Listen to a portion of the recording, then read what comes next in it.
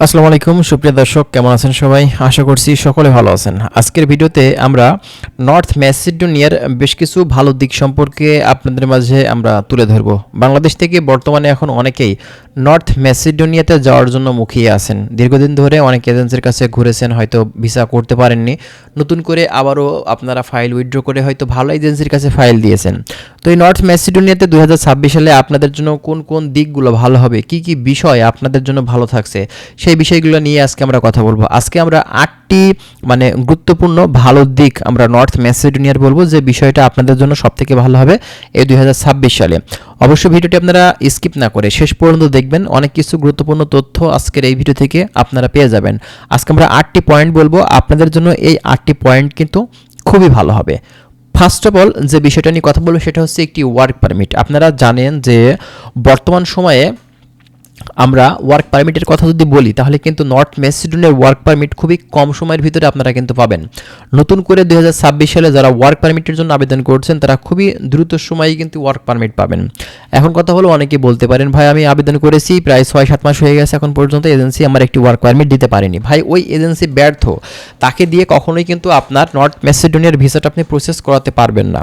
কারণ একটি north ম্যাসিডোনিয়ার work permit issue করাতে গেলে সেখানে 3 থেকে 4 মাস এর ভেতরে কিন্তু হয়ে যায়। সেক্ষেত্রে আপনার এজেন্সি যদি 6 মাস ওভার হয়ে যায় একটি ওয়ার্ক পারমিট আনতে, সেক্ষেত্রে ওই এজেন্সি দ্বারা কিন্তু কখনোই সম্ভব না। অবশ্যই ফাইল উইথড্র করে ভালো এজেন্সির সাথে আপনারা যোগাযোগ করুন। তো বর্তমানে এখন ভালো যে দিকটা সেটা হচ্ছে একটি ওয়ার্ক পারমিট খুবই দ্রুত সময়ে আপনারা কিন্তু পেয়ে যাবেন।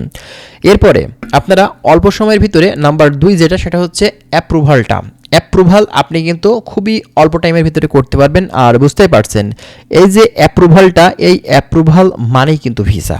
2 নম্বরের যে ব্যাপারটা, এটা কিন্তু খুবই গুরুত্বপূর্ণ আমাদের জন্য, কারণ আমরা অ্যাপ্রুভাল যদি না পাই তাহলে কিন্তু ম্যাসিডোনিয়ার ভিসা আমরা করতে পারবো না। আর অ্যাপ্রুভাল এমন একটি জিনিস যেটা হলেই কিন্তু আমরা কনফার্ম হয়ে যায় 99% যে আমাদের ভিসাটা হয়ে গেছে।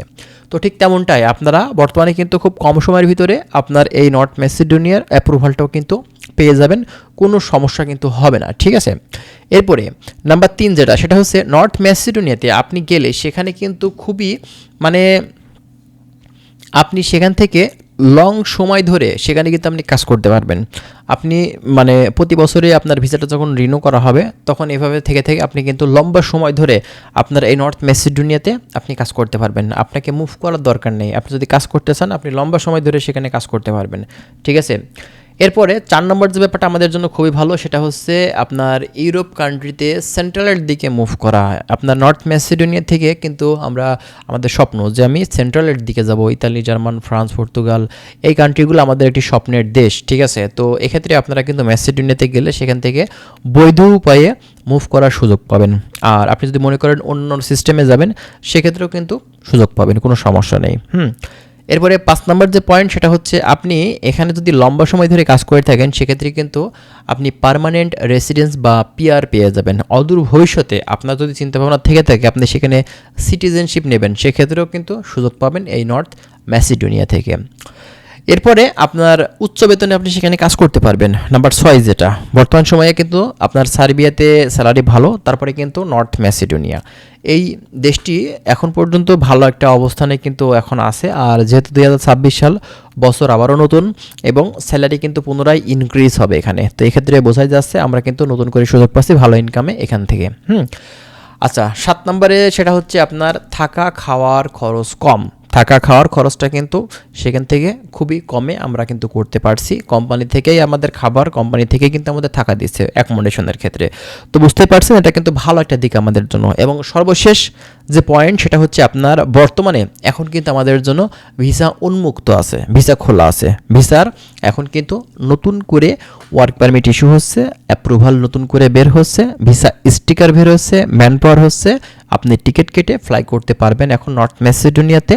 কোনো ধরনের ঝোট ঝামেলা আপনার পোহানো লাগবে না, যদি আপনার ভালো কোম্পানি থেকে পারমিট পান, যদি আপনি ভালো এজেন্সি দ্বারা চেষ্টা করে থাকেন, ঠিক আছে, যদি আপনার ডকুমেন্টসগুলো অরিজিনাল হয়ে থাকে। এটা হচ্ছে মূলত কথা।